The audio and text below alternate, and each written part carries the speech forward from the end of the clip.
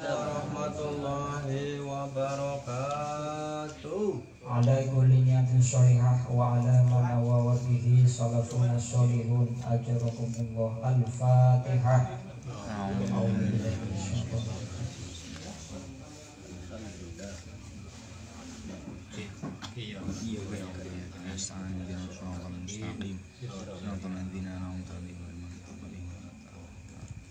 Alhamdulillah, alhamdulillahi rabbil alamin, ilahil ma'bud, wassalatu wassalamu ala syirri ainil wujud, asli nuri mawjud, sayyidina wa habibina wa syafi'ina wa maulana Muhammadinil mahmud, wa ala alihi wa sahbihi adada kulli syakiyyi wa mashhud, amma ba'd.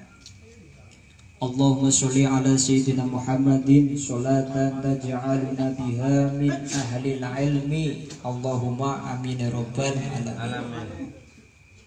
Zahiran wa batinan wa tahsyuruna biha min ibadika sholihin.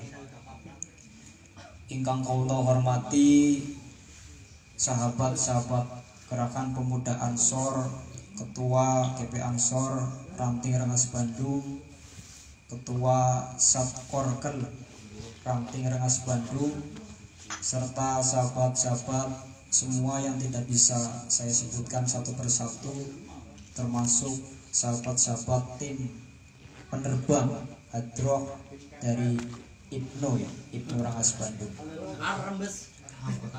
serta sahabat yang kemarin baru ulang tahun. Mudah-mudahan selalu diberikan sehat, waras, berkas.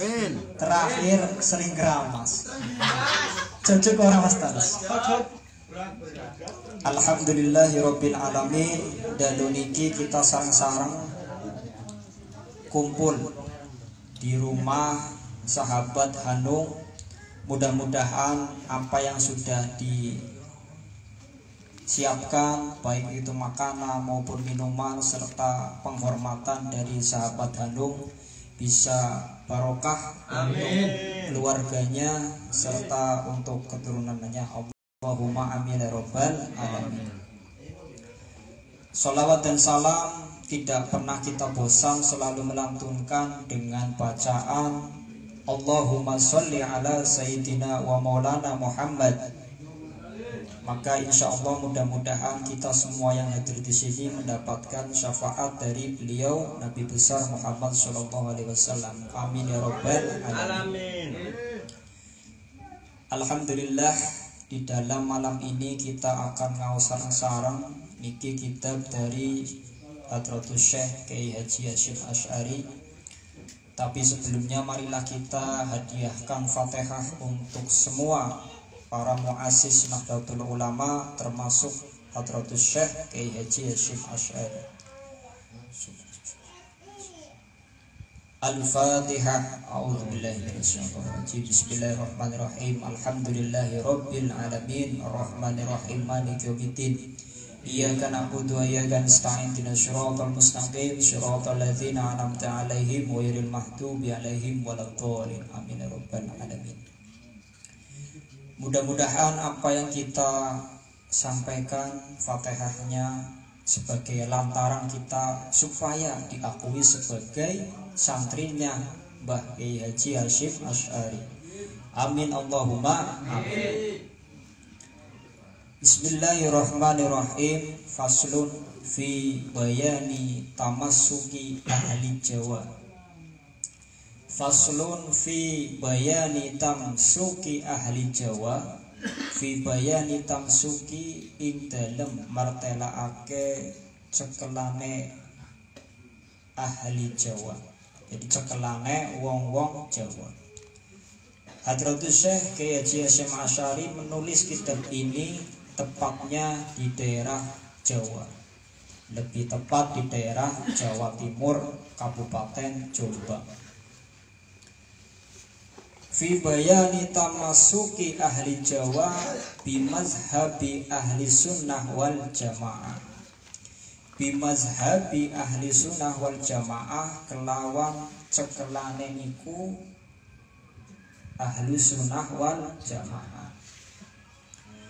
Ahlus Sunnah wal Jamaah niki termasuk salah satu thariqah ataupun salah satu jamiah terbesar di dunia, terbesar di seluruh dunia ini, bahkan sangat dihormati tentang keberadaannya karena para pendiri-pendirinya tidak hanya mampu di dalam ilmu-ilmu fikih saja, tetapi mampu di dalam terus menjaga persatuan dan kesatuan, termasuk untuk selalu mencintai negaranya masing-masing. Maka tidak heran ketika di acara-acara MU selalu menyanyikan lagu-lagu Indonesia Raya dalam rangka untuk mencintai. Kalau kita mencintai sesuatu, maka harus mengatakan cinta, tetapi juga harus diiringi dengan ikhtiar apa yang disebut cinta itu. Maka cinta kepada ahli sunnah wal jamaah termasuk kita juga pasti cinta terhadap negaranya kita Indonesia. Maka ada salah satu singkatan ataupun pengurus besar Nahdlatul Ulama ya, atau mungkin PBNU. P-nya itu Pancasila, B-nya itu Bhinneka Tunggal Ika, N-nya itu NKRI harga mati, dan terakhir U-nya itu namun Undang-Undang Dasar 1945, maka disingkat PBNU. Wa bayani ibtida'i zuhuril bid'ah, wa bayani kang nerangake piro-piro kawitane al bid'ah. Bid'ah itu bid'ah. Wantashiruha fi ardi Jawa, lan sumebiare ing dalem bumi Jawa. Jadi fil ardi Jawa niki termasuk ahlu sunnah wal jamaah bagi orang-orang yang ahli dalam ilmu hikmah, ilmu mukasyaf. Itu diceritakan ahlu sunnah wal jamaah ketika ada di Pulau Jawa ini, salah satu ibaratnya salah satu patokan ataupun pondasinya negara Indonesia ini bisa merdeka dan bisa selalu rukun damai karena ada NU. Karena ada NU. Bagi orang-orang yang kasyaf, yang ahlu hikmah mengatakan bahwa Indonesia ini ibarat negara yang seperti surga, karena di dalamnya penuh dalam kehijauan, kedamaian, serta ketentraman. Maka termasuk di Pulau Jawa ini berdirinya ahli sunnah wal jamaah. Wa bayani anwa'il mubtadi'ina al-mawjudina fi hadzal zaman. Lan piro-piro wong kang gawe bid'ah, anwa'i al-mubtadi'ani al-mawjudi kang mawjud kabeh ing dalem iki zaman. Jadi di dalam ahlu sunnah wal jamaah ini termasuk pasal yang terbaru ini menjelaskan tentang bagiannya wong-wong sing gawe bid'ah. Niku sinten mawon. Qad kana muslimul aqtari jawiyati fi azmani shalifati al-khaliyah. Qad kana muslimun lan teman-teman ono al-aqta piro-piro wong kang Islam, al-jawiyati fi zaman ing dalem zaman iki piro-piro wong kang termasuk golongane sing slamet.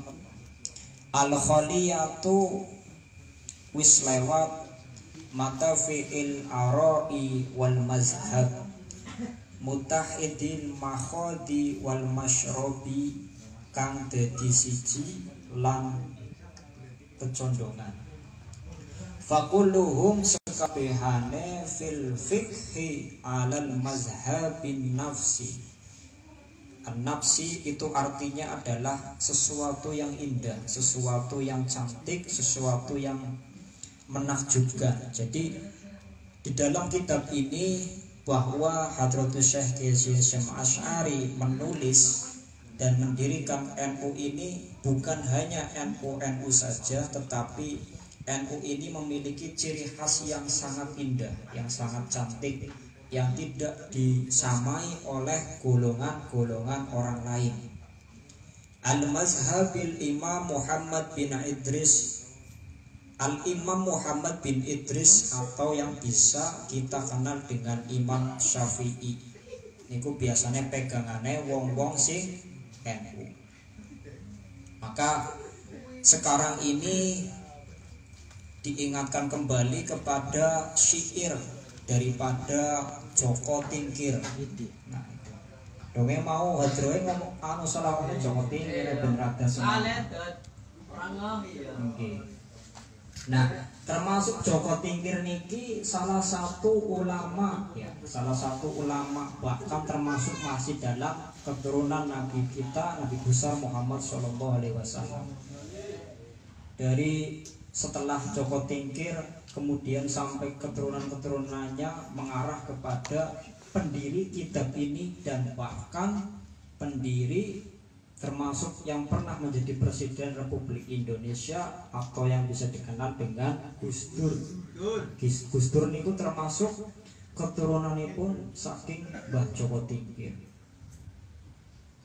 Jadi kita bisa melihat sejarah bahwa sekarang ini orang-orang yang generasi Wahabi selalu menertawakan dengan adanya lagu Joko Tingkir. Karena apa? Karena dalam rangka untuk semacam memperdebatkan supaya keprimen ketika menciptakan sebuah seni, maka reaksi wong NU bakal keprimen. Ternyata tidak masalah. Maka terbaru ada salah satu syair yang dibuat Joko Tingkir itu termasuk dalam rangka untuk mengingatkan kita kepada sejarah bahwa Mbah Joko Tingkir niku sebagai ulama, bukan hanya sebagai namanya tok Joko Tingkir. Iya, tapi sekarang sudah diganti Mas Supri. Joko Talas. Lagunya pripun iki lagune Joko Tingkir? Joko Tingkir wali Jawa, murid Sunan Kalijaga, wis masyhur ing Nuswantara, dadi wali dadi raja. Salatullah salamullah ala Rasulillah, salatullah salamullah ala Yasin Habibillah. Legendane Joko Tingkir, Joko gagas regep zikir, statusnya yatim piatu, bisa sukses merkomutuhu. Salatullah salamullah ala Rasulillah, salatullah salamullah ala Yasin Habibillah. Salatullah salamullah ala Rasulillah, salatullah salamullah ala Yasin Habibillah. Nanti termasuk Mbah Joko Tingkir, sairannya toknya Mas Supri. Ada 3 tuang parkir melas. Wa fi usuluddin ala mazhabil al-imam Abil Hasan Asy'ari. Jadi setelah tadi pegangane cekelane wong NU itu imam mazhabe Imam Syafi'i.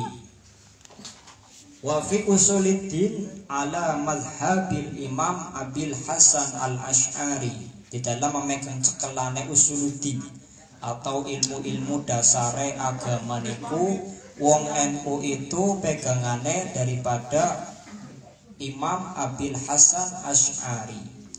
Wa fit tasawufi ala mazhabil al-imam Al-Imam Muhammad bin Ahmad bin Muhammad Al-Ghazali rahimahullahu ta'ala. Di dalam imam mazhabnya tadi dijelaskan bahwa Imam Syafi'i, wong NU derek Imam Syafi'i, derek Imam Abu Hasan Al-Asy'ari, kemudian derek tasawufe niku derek Imam Al-Ghazali. Kemudian setelah itu Al-Imam Abil Hasan Az-Zadili radhiyallahu anhum ajma'in. Imam Syafi'i niku termasuk salah satu orang yang ahli di dalam ilmu firasah, atau semenjak ketika beliau sebelum lahir ada salah satu cerita riwayat bahwa ayahnya itu ketika melewati suatu kali, melewati suatu sungai, menemukan satu buah semangka.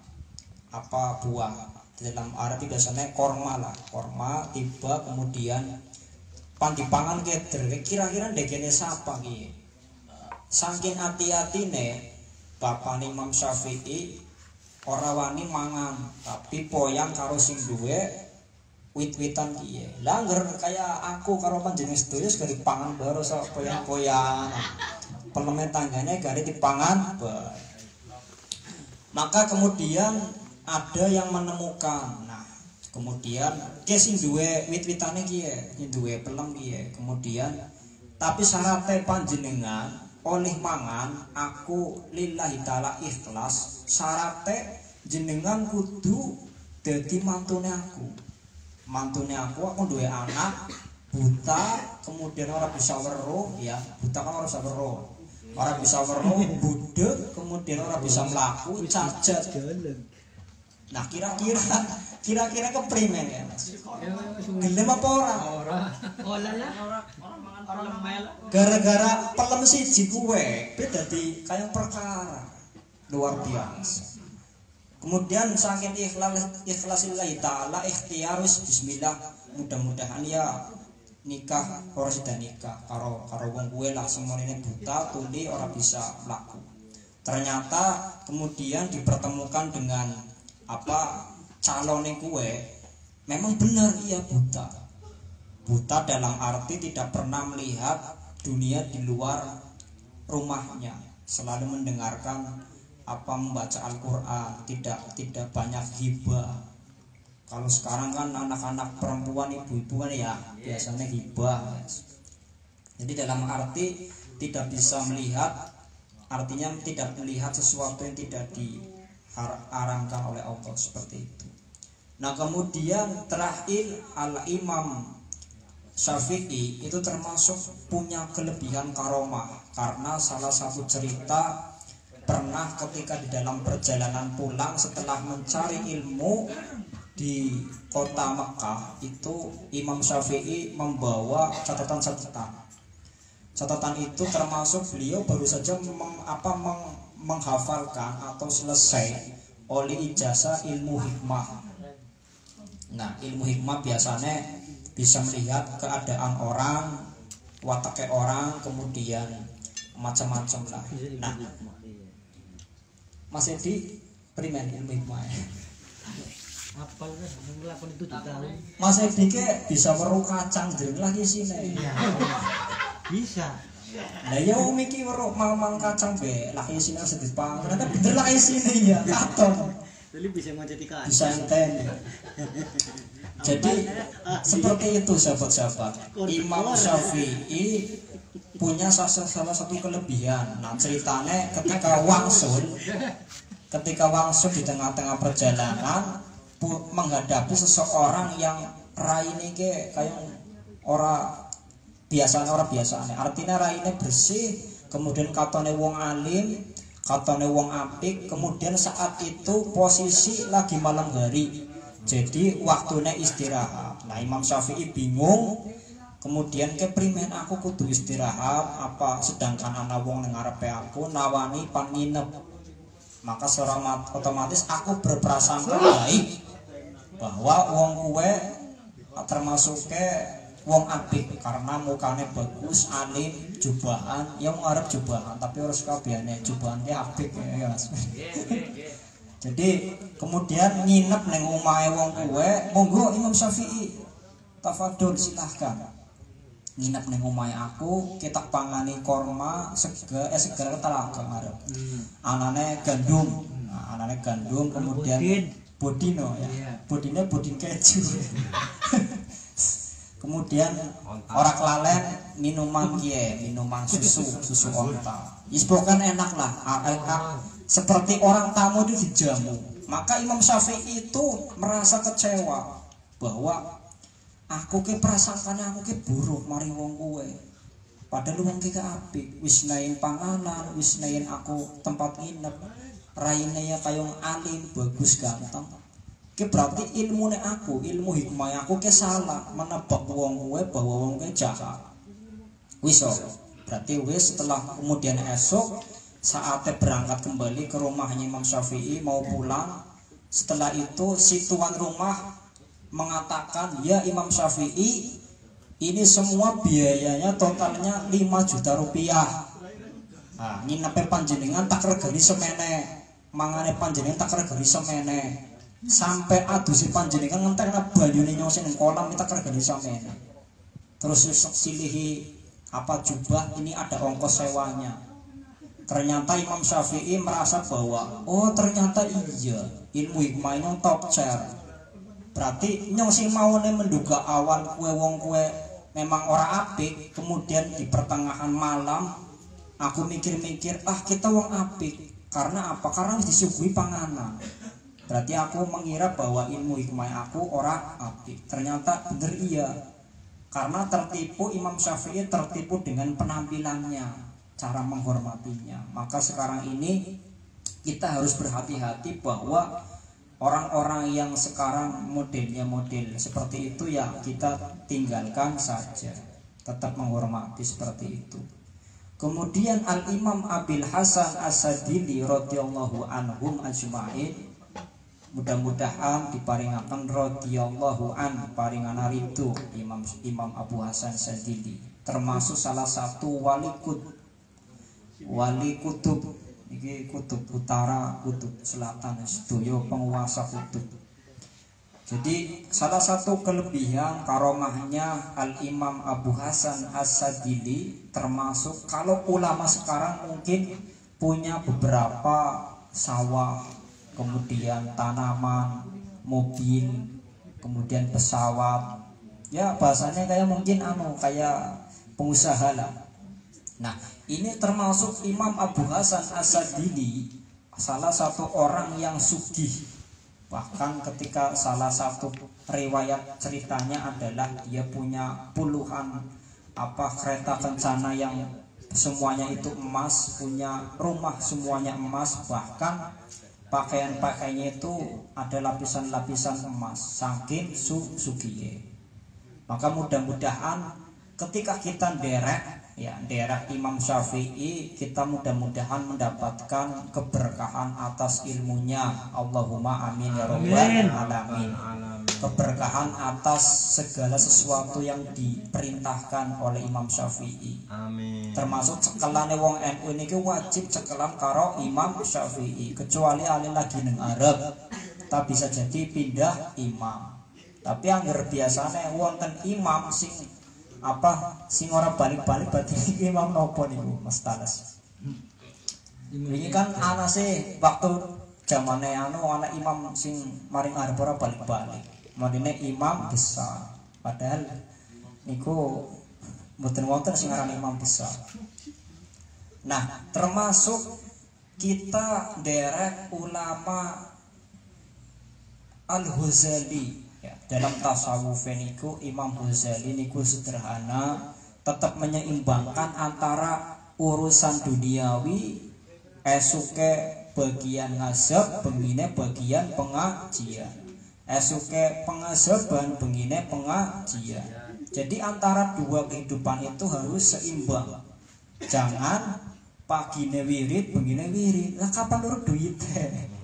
Jadi harus seimbang. Nah niku Imam Ghazali mengajarkan hidup itu harus seimbang. Ada perempuan, ada laki-laki, ada langit, ada bumi, ada siang, ada malam, ada bulan, ada matahari, ada duka dan ada suka.